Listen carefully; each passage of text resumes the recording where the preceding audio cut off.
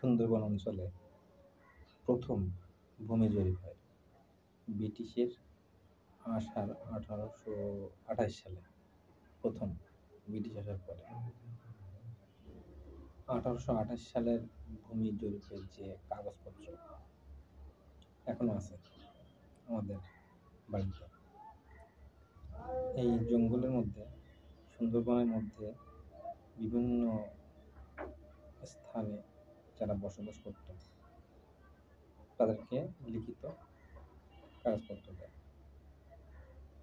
1828 সালে। এরপর শুরু হয় খাজনা, বছর বছর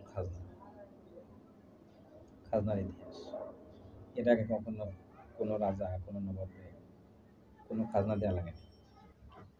এমন ঘটনা আছে, আমরা শত বছর ধরে যে সমস্ত জমি চাষ করেছি, জমিদাররা আসার পরে সে সমস্ত জমি সব জমিদারদের তাদের খাজনা দিতে হয়, আন্ডারে চলে যায়। যেহেতু আমরা পূর্বপুরুষ ধরে জমি চাষ করে আসতেছিলাম, জমিদাররা এই যে পিছিরাই, আচার্য পিছিরাই বাবু বংশধর, তারা অনেক জমি আমাদেরকে লিখে দিয়েছে। 62 পরে আমার নানা বলতো, ধান চাষ করা এমন আর কি কাজ, একটু চাষ করে লাঙল দিয়া কোন রকম একটু পুঁতে দিয়ে আসলেই তো হয়, কিছুই তো আমাদের অত কিছু লাগে না। এরপর কেনজুর হয়ে গেল, নানা প্রদর্শনী খামার করে গ্রামগঞ্জে, নানা সুবিধাভোগী লোক তাদের নিজস্ব সুবিধার জন্য তাদের সাথে হাত মেলাইল। ওই বিঘিতে 2-4 মণ বেশি হয় ধান, অনেকে লোভে পড়ে ওই জমিতে ওই বীজ এনে লাগাইল দাম দিয়া। এখন হচ্ছে নানা রকম কেমিক্যাল সার না দিলে হয় না। এই সার কেমিক্যাল কিনতে কিনতে শেষ। যাই 2-4-5 মণ বেশি হইতো, কিন্তু সার কেমিক্যালের খরচ হিসাব করলে লস। জৈব সার দিতাম আর টুকটাক আগাছা পরিষ্কার করতাম, পানি ঠিক মতো দিতাম। এতে আমাদের যতটুকু ছিল বিষহীন শস্য, দেখা যাচ্ছে হিসাব করে ওইটাই আমাদের লাভ ছিল। কারণ এখন তো সব কেমিক্যালের যে খরচ, কেমিক্যাল সারের যে খরচ, সেই হিসাব করলে আগে তো কোনো সারই ছিল না, কেমিক্যালই ছিল না, দিত না কেউ, জৈব সার ব্যবহার করতো সবাই। সেই হিসাবে ফলনের আনুপাতিক হার কিন্তু আগেরটাই লাভজনক। কিন্তু মানুষ ওই যে বীজ রাখে না, আগে তো বীজ রাখার প্রচলন ছিল, কেউ বীজ রাখে না।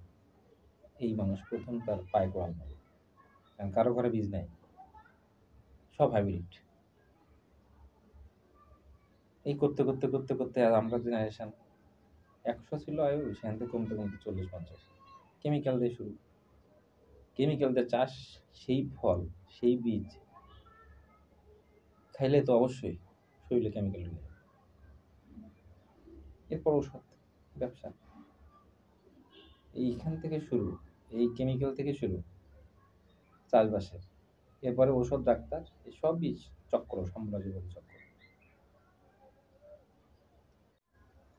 যুগে যুগে যত বিদ্রোহ, বিশেষ করে ব্রিটিশ আসার পর থেকে, সব দেখেন এই কৃষকদের এই জমি, এই জমিতেই সবকিছু হচ্ছে। এই জমি না থাকলে কিছুই হতো না। ইউরোপ আমেরিকা তো জমি নেই, সব পাহাড় পর্বত মরুভূমি বরফ, মানে তো কিছু হয় না। এই মাটি তো এখানেই আছে, এই জন্য ঘুরে ফিরে সব এদিকে আসে। আমাদের তো কখনো প্রয়োজন পড়ে নাই, কারণ আমাদের ঘরে ভাত ছিল। সবচেয়ে খারাপ যে খাইতো, সেও ইলিশ মাছ, ঘি, মাখন দিয়ে ভাত খাইতো। ব্রিটিশরা তখন কই ছিল?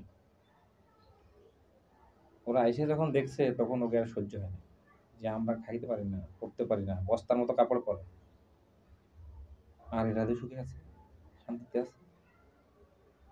এই সুখ শান্তি ওরা আস্তে আস্তে কাটা দিয়ে কাটা তুলছে।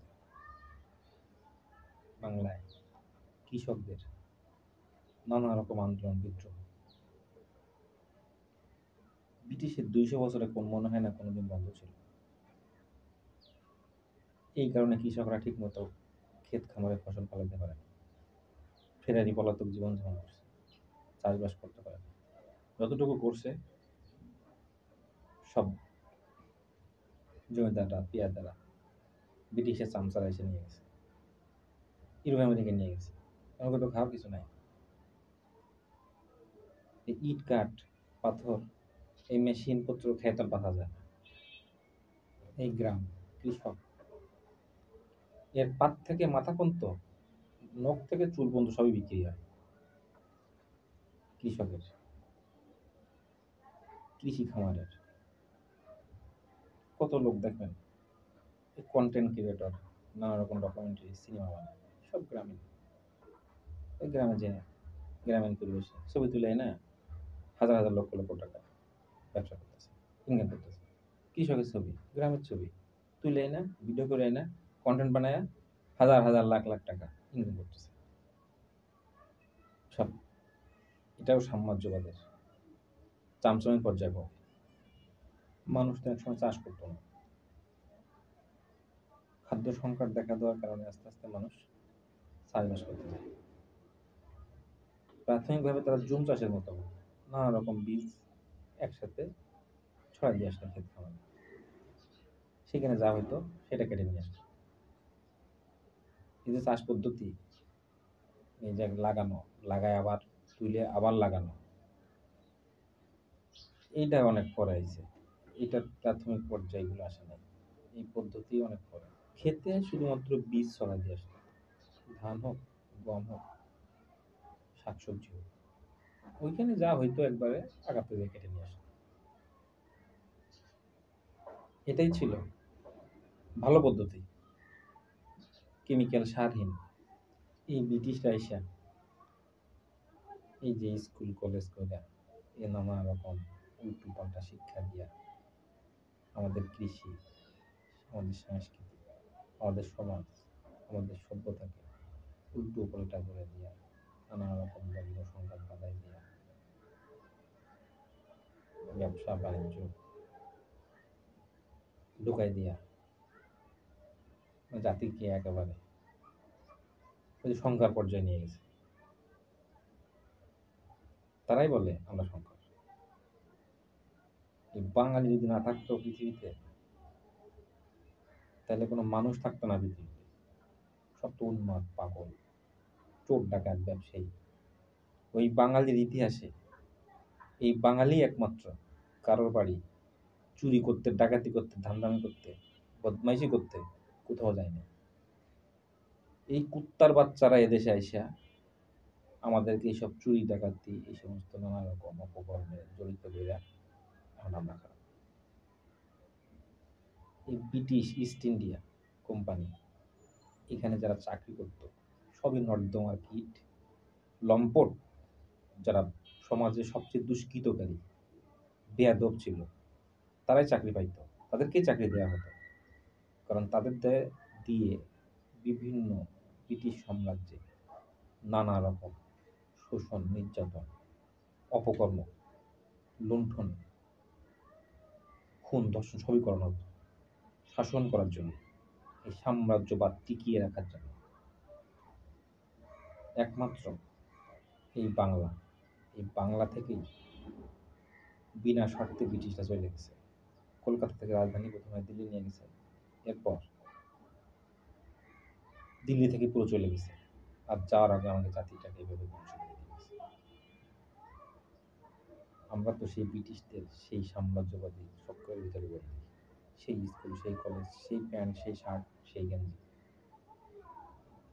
আমরা তো এটা ছিলাম না।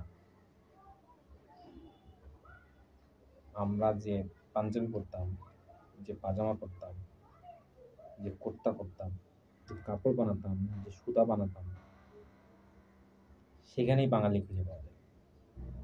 আমাদের এই উর্বর ভূমি, এই শস্য, এই নাতিশীতোষ্ণ অঞ্চলে যে একবার আসছে, সে এই লোভ আর সামলাতে পারে না।